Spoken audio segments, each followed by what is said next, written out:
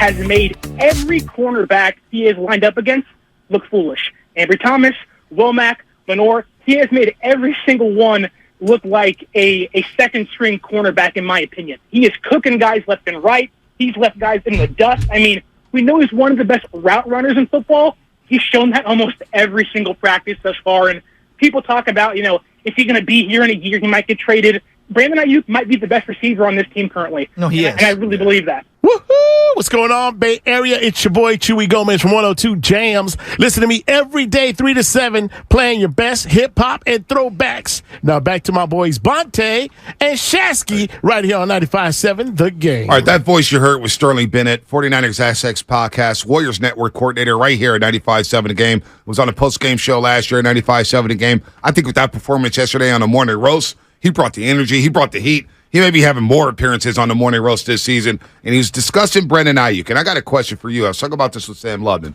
Everybody's got all these rave reviews about Brandon Aiyuk. He's coming off a career year. He's in line for some money. Can we just before you keep going? When you go to practice, I believe wide receivers can stand out the most at a practice because of the way that the game is played at practice, and you don't get to see physicality. And I've told you this, someone like Debo isn't ever going to look that great in practice because the way he plays is game style. No doubt. Right? He's a football player. Aiyuk, the separation and everything, it's just he's going to always look better at practice, but he's a really good player. He's a really good player. I think he's the best pure wide receiver on this football team. Now, look at CeeDee Lamb, who's in that same draft class, right? Justin Jefferson's been by far and away the best receiver in that class. Historic. Not even close. He's been historic. Not even close. I didn't think anyone would dwarf Randy Moss's early numbers. No. Pretty freaking amazing. But you look at CeeDee Lamb last year. He had the 9 touchdowns, 107 catches, 1,359 yards. He's a good player, too. He's a very good football player. We compare him to Aiyuk a lot because the Niners, let's face it, they could add CeeDee Lamb. Yeah. They had an opportunity to select CeeDee Lamb. But I look in a run-first offense. A run-first offense that the 49ers have. Going to McCaffrey, they're going to Debo on jet sweeps, or going to George Kittle. A lot of times, Brandon Aiyuk may be the fourth option.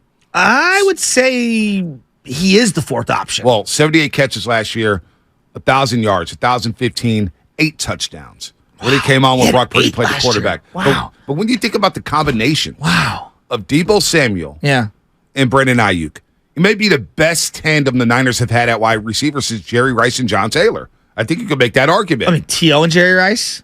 Yeah, T.O. That's very good.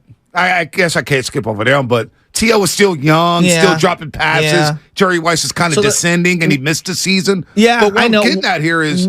What about Crabtree and Bolden? Randy Moss? Old man Randy Moss. He caught 40 passes. No, okay. No, I was just trying to throw a couple at you. No Keep doubt. going. But I look at Brandon Aiyuk and Debo Samuel right now in today's game. And you hear Sterling Bennett talk about Aiyuk and how he looks, and he can shake dudes in a phone booth, right? Yep.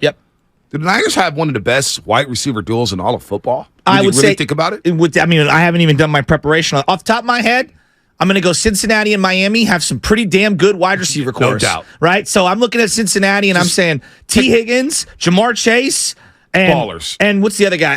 Tyler Boyd. But just give me two. Just the starting wide receivers. Jalen Waddle and Tyreek Hill. Pretty damn special. I mean, it's pretty good. But they're very good. The only reason I give you a little pushback, B, is because I don't view Debo as a wide receiver. I view him as a great football player. Right.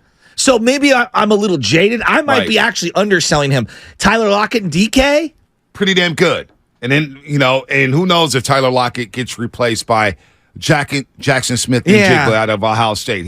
We didn't get to see him last year because of the hamstring injury, but we remember that Rose Bowl against Utah. And I think another ascending one, which is under the radar, and you're not going to get a chance to see it this weekend or this year because of the suspension. I was going to say the kid up in Detroit. Oh, I was Detroit Lions. Yeah. St. Brown. But the kid who got suspended from USC. Jameson Williams. Yep. He tore his ACL, came on strong at the end of last year. Kid from Alabama. Alabama. What I said, USC. He started at Ohio State. No, I didn't know that. He was at Ohio State behind Garrett Wilson and Chris Olave alongside Jackson Smith and Jigba and Tim Harris and Marvin Harrison Jr. Olave is another really solid player. And so he goes. Yeah. Jameson Williams transfers to Alabama just to get some burn. Yeah. He can't even get burned at Ohio State. A.J. Brown, Devontae Smith. That's pretty freaking dynamic. It's pretty freaking dynamic. How did I omit them? All right. I mean, I'm just going off the top of my head here. Top of the head. Yeah. Top of the head. They're like Cooper Kupp doesn't really have a number two opposite him currently. You know, I look at someone like Stephon Diggs, and it's a revolving door opposite him. Does it have that? Because he's so right? dynamic. But does it have that number two? No, Justin Jefferson had Thielen, but I think Thielen's kind of tapering down. Yeah, and he's now in Carolina. Yeah. By the way, Michael Pittman Jr. suspended in Indianapolis. What? For the gambling stuff. That broke the other day. I forgot to I talk didn't to you. even. This whole gambling I missed thing, that. The gambling on sports now, the NFL is going to have a big time issue. Well, when they start to allow people to bet in stadiums. Do you know where the whole break came from in the Jameson case, the kid from Detroit? The gambling online, whatever the third-party app is, they're the ones who report it to the NFL. Yeah, Bovada. Because they want to be on the up and up because they're the ones that don't want to get audited and they don't want to cost their giant partnership with the NFL. So they have incentive to actually turn these guys in. So when we look at the wide receivers here for the 49ers, I would say they're in the top 6 or 7. Top 6 or 7. Which is pretty elite to me. Which could be possibly one of the better duos the Niners have had over the last 30 years. Since T.O. and Jerry Rice, where Jerry Rice still had a couple prior years. Yeah. You know, Niners I'm going to buy 98, into that. You know what I'm saying? But you look at the last 20 years, 20-plus years, Crabtree got hurt when Bolden arrived. He came back late. He was out of shape. Not the same player. Not the same player at all. And then the next year, of course, everything with the crap with the 49ers. When I look at the Raiders situation, I'm just thinking off the top of my head, like, because Devontae's so damn good. Opposite him, I thought Renfro would be better. Right. I don't think he's really a number 2, is he? Yeah. More of a slot? Like, are we omitting a group of receivers that would be farly superior? If you just look at the NFC, Seattle, Philly, that's about it. That's pretty damn good. Now, Hell yeah, that's good. We got to see what happens on the other side of Green Bay because I think Christian Watson is going to be a star in this league. Yeah. But you got Philadelphia, right? Dallas now has Brandon Cooks. I think Brandon Cooks could help them alongside CeeDee Lamb. We'll see. How many times has that guy been traded? I know. But he had some good years in Houston. He really did. Atlanta Falcons, Drake London. I like Drake London and Pitts, but Pitts is a tight end.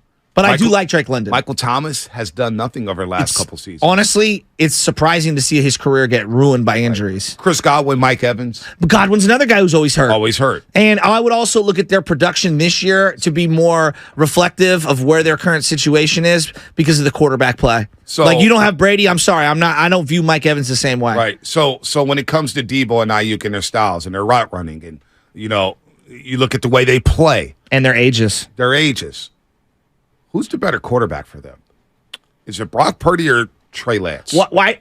I mean, so where are you going with that? I'll just say, you know, because Trey Lance, what we've seen with the playbook with Kyle Shanahan, a lot of run offense, right? A lot of quarterback draws, quarterback powers.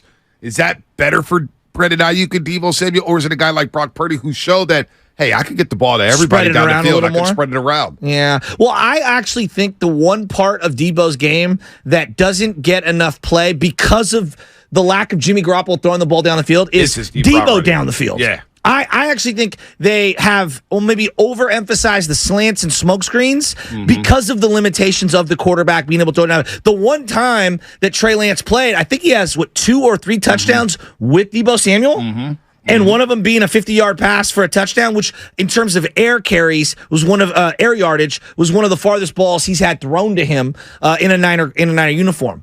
So I would lean Brock Purdy. Damn, I got duped. What do you mean? That was a fake Adam Schefter tweet about Michael Pittman Jr. Oh. I got duped. See, I thought I was the one who wasn't paying attention. Right, no. But I saw it hit my timeline. Wow. Fake Adam Schefter page. This is why you shouldn't have taken away the blue check marks.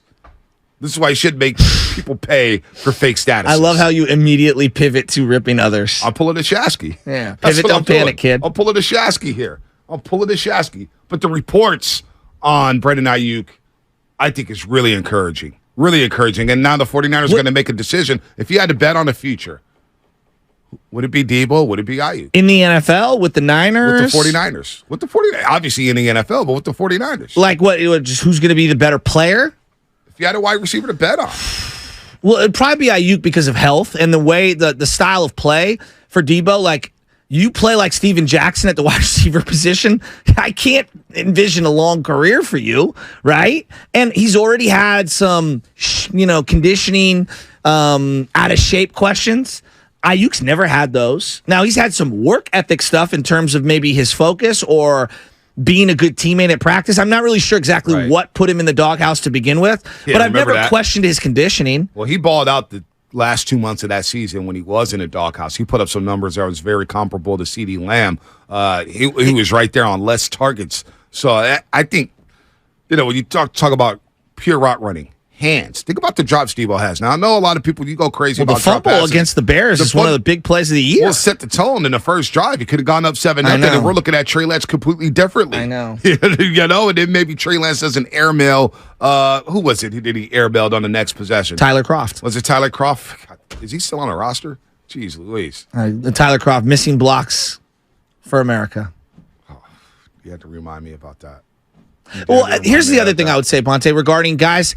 Even if the league has legislated physicality, they're trying to legislate physicality out of the game. When you make your money in the middle of the field, man, like you're not long for the league. Like Wes Welker had a pretty good career, and you look up and his body is like a shell of itself. So when I look at someone like Deebo Samuel, I think it behooves all parties to try to get him the ball on other spots besides in between the hashes in the middle linebacker zone. Well, you kind of leading me to my point here about Christian McCaffrey. The reason why I was banging the table for Christian McCaffrey, because we talking about it in basketball, spacing, right? Creating space for shooters, creating space for Stephen Curry, creating space for Klay Thompson and Jordan Poole and Andrew Wiggins.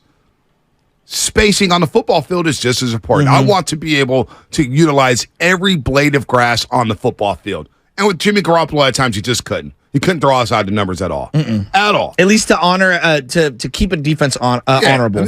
Loosen up that defense. Don't let them play in the 15-yard box. Make you stretch the field. So with that said, bringing in Christian McCaffrey, and we saw this in the Seattle game with Deebo Samuel in the playoff game where he had the spacing, right? He looked incredible. All of a sudden, you have Christian McCaffrey, you have Brendan Aiyuk, you have George Kittle humming. Deebo Samuel now gets to go one-on-one. And we know Deebo in space is a problem. Yeah. Jalen Ramsey never wanted to tackle Deebo Samuel in space. He's probably happy he's in Miami. He doesn't have to see the Niners twice a year. He did not want to tackle Deebo Samuel.